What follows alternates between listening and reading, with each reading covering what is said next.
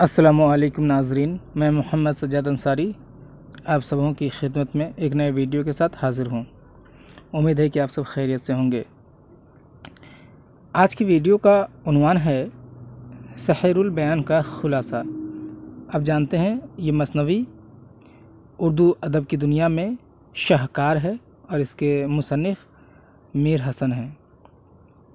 इस वीडियो को देखने के बाद आप मसनवी सहरुल बयान के खुलासे से पूरी तरह से वाकिफ़ हो पाएंगे कि इस मसनवी में आखिर पेश क्या किया गया है।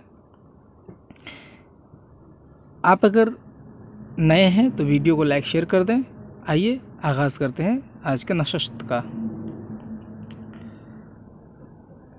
मसनवी सहरुल बयान मीर हसन की शाहकार मसनवी है। आइए अब इसकी कहानी से मुतारुफ़ होते हैं। इस मसनवी को मरूजा अज्ज़ा की पाबंदी के तहत हम्द, नात, मुनक़बत और फरमारवाए वक्त की तारीफ़ करते हुए अपनी नामवरी का ज़रिया करार दिया है। यानी इस मसनवी में पहले हम्द पेश की गई है, फिर नात, फिर मुनक़बत और फिर जो बादशाह हैं उनकी तारीफ़ और फिर अपनी शायरी की जो तारीफ़ है वो किए हैं। ये तमाम चीज़ें कर दी हैं और इसके बाद क़िस्सा शुरू होता है। जो मसनवी का असल चीज़ है, जो शायर पेश करना चाहते हैं वो क़िस्सा है। अब देखिए, इसमें बादशाह वक्त की परेशानी की वजह, बादशाह का नाम गीती है, परेशानी की वजह औलाद ना होना करार दिया है। यानी कि इस मसनवी में जो बादशाह है वो परेशान है और उसकी वजह ये है कि वह बे औलाद हैं।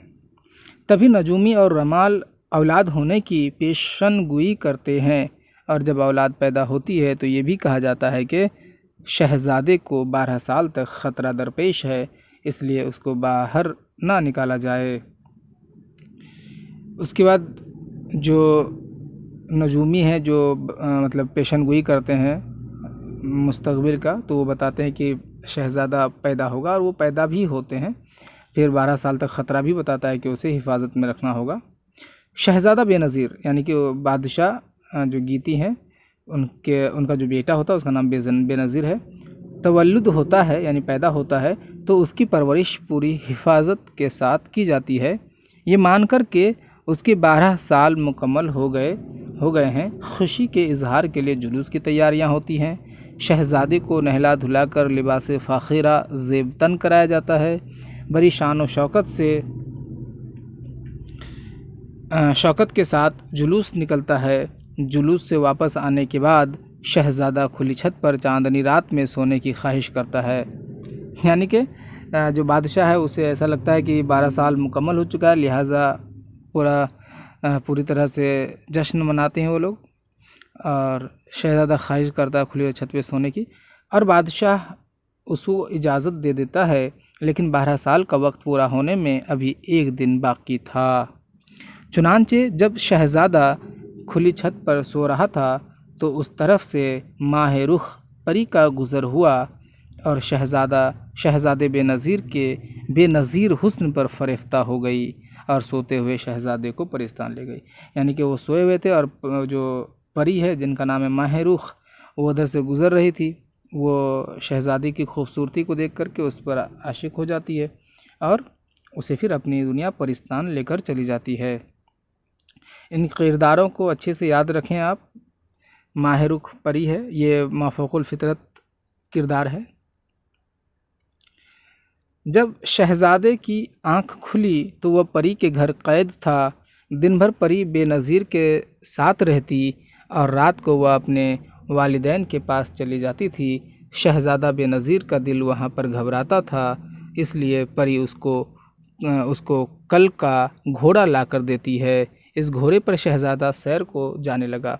यानी कि वहाँ जब शहज़ादा जब परी के घर में रहती है परिस्तान में, तो उसका दिल घबराता है, इसलिए उसको कल का घोड़ा यानी कि वो घोड़ा जो मशीन से चले वो घोड़ा ला कर देता है और फिर वो उस पर सैर के लिए निकलता है। एक रात शहज़ादा बेनज़ीर शहज़ादी बदर मुनीर के बाग में पहुँच गया। असल किस्सा शहज़ादा बेनज़ीर और बदर मुनीर का ही है। शहज़ादी बदर मुनीर के बाग में पहुँच गया। दोनों की मुलाकात हुई और दोनों एक दूसरे के इश्क में गिरफ़्तार हो गए और यही असल किस्सा भी है। आप जब इस मसनवी को पढ़ेंगे तो आप काफ़ी लुत्फ़ अंदोज़ होंगे। اس طرح سے ہر رات دونوں کی ملاقاتیں ہونے لگیں۔ جب ان ملاقاتوں کا پتہ ایک دیو کو، یعنی کہ مطلب مافوق فطری یہ کردار ہے، یہ بھی ایک دیو کے ذریعہ سے پری کو چلتا ہے تو وہ غصہ میں بے نظیر کو ایک کنویں میں قید کر دیتی ہے۔ بدر منیر ہر رات شہزادے کا انتظار کرتی ہے اور اس کے فراق میں وہ تڑپتی ہے۔ ایک رات وہ خواب میں شہزادے کو کنویں میں قید دیکھتی ہے۔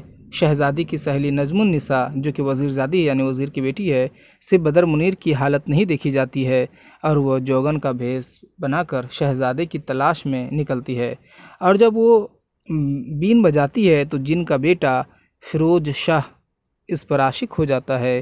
نجم النساء اس کی مدد سے شہزادے کو پری کی قید سے آزاد کراتی ہے۔ آخر میں سب مل جاتے ہیں اور بے نظیر کی شادی بدر منیر سے اور نجم النساء کی شادی فیروز شاہ سے ہو جاتی ہے۔